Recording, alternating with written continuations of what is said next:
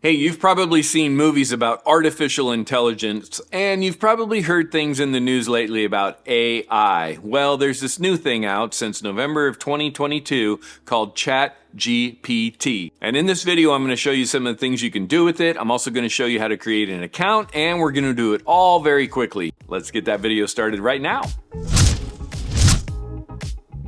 Hey everybody, my name is Sean Seymour and I do videos about photography and about technology. This video is definitely going to be about technology, and it's going to be to help you create an account for ChatGPT and also some of the things that you can use it for, some of the things you can't use it for. So let's go ahead and get started on the intro for ChatGPT.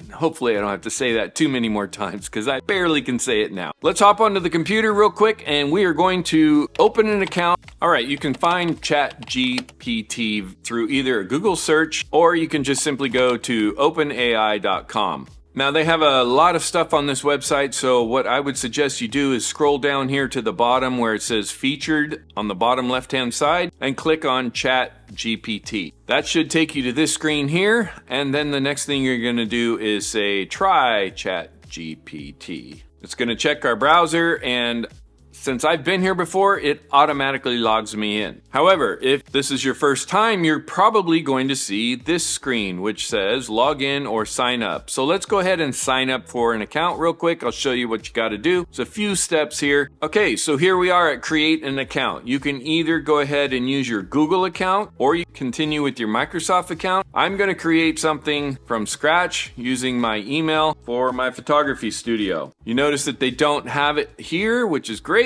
So now they want me to create a password and we're going to continue. This all seems pretty simple. Now I've got to go check my email. Here you go, we've got an email. Once you verify your email address, it will take you back to the openai.com website where you'll see up here it says onboarding, and they're going to want to find out a few things about you. So let's put in Sean Smith. Here you're going to need to put your phone number in. If you've seen any of my videos about scammers, spammers, and trolls, you probably are thinking to yourself, why is he putting his phone number in here? It's how they verify you are who you are, and normally I would suggest you don't, but if you want to use this tool, you need a phone number. I think the reason that they want your phone number is because they want to make sure that you're a person, and they don't want people using automated bots or some sort of software to pull a ton of information off of this website.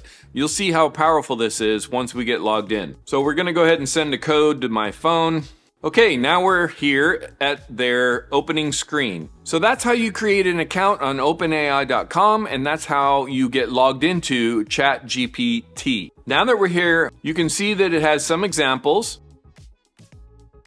Hey, real quick, I'm working on a beginning photography course that will take you from super beginner, don't know anything about cameras or photography, to being comfortable and getting consistent results. If you're interested, click the link in the description below, leave your information, and I will email you when that course is ready to go. You can also see that it has some capabilities, like what this thing really does well, and you can see that there are some limitations. They do want to make sure that you're aware that this may generate incorrect answers, so please take this with a grain of salt. And also, it may produce occasional results and instructions that have a bias or may be considered harmful. Keep that in mind when you're using this. So let's do a quick example. Outline a story about photography. And you'll notice that it is now creating a story about photography. But as you can see, it's writing a whole story with several acts, and it will continue doing this until it completes the whole story. Let's say that instead of this, I want to start a new chat, and I want to ask it to create a video script. So one of the things that I found that is very helpful is if you give it some sort of output suggestions, like create an outline for a video about ChatGPT.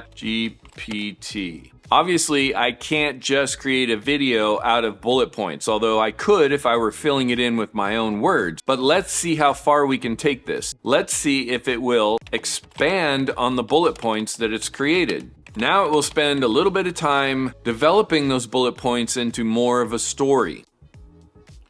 Let's say that it is going off on some tangent that you don't even want it to do, like you want to stop it. There's an easy way to do that. You come over here to stop generating and you click on stop generating. You notice it'll stop right in the middle of that. It also does that if it gets to a point where there's an extended amount of information going on the screen, it will actually stop and pause halfway through. So you can always tell it, please continue, and it will continue. Now here's where I think this is really cool. Not only have we got a bunch of stuff on paper here, or we've got it to explain a bunch of things to us. We have a bullet point outline. Now we have it down here where it's explained a little bit further what's going on. So there you go. It's done with that. I literally have a video script with a bullet point outline.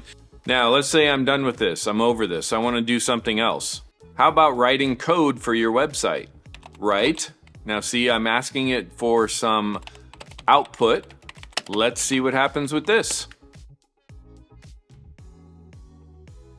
And there you go, there's some code. Now, I don't know what this is, but I'm sure somebody who writes code would be able to tell me where I would need to input the API address in order to pull the weather data into my website. Okay, let's go to another new chat real quick, and this is another area that I like. Maybe I want to use ChatGPT to help me interpret some different languages. How would I say, "You're beautiful" in Spanish? And there you go. It'll show me how I can tell someone they're beautiful in Spanish, even though I don't know any Spanish. How about one more example? I think it's great when you want to do some research. I want to know what the 10 highest paying types of YouTube videos are. And there you go.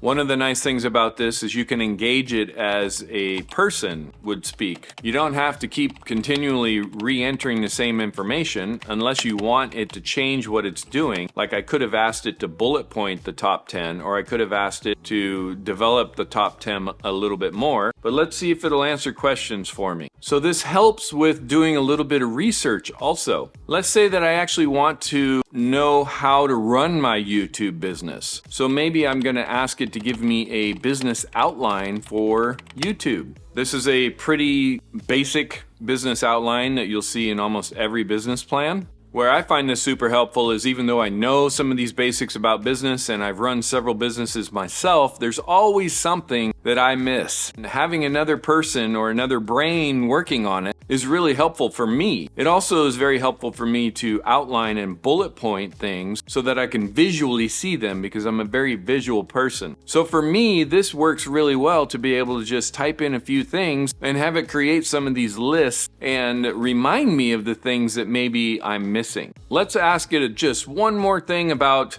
my YouTube business here.